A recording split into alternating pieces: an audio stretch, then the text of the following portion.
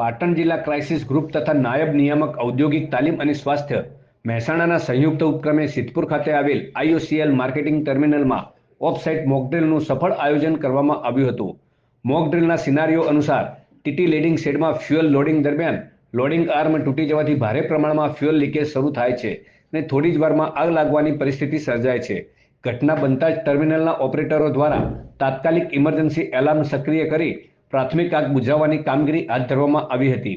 નિર્ધારિત સમયમાં fire brigade, police વિભાગ, એમ્બ્યુલન્સ સેવા, મેડિકલ ટીમ તંત્ર તેમજ ફેક્ટરીઓના સેફ્ટી ઓફિસર્સ ઘટના સ્થળે પહોંચી સંયુક્ત રીતે કામગીરી હાથ ધરી હતી. સંયુક્ત પ્રયાસોથી આગને કાબૂમાં લેવામાં આવી, લીકેજ બંધ કરવામાં આવ્યું તેમજ આસપાસના વિસ્તારમાં સલામતી સુનિશ્ચિત કરવામાં આવી. ઘટનામાં 2 કામદારોને સામાન્ય દાઝતા તેમને તાત્કાલિક સારવાર આપવામાં આવી હતી.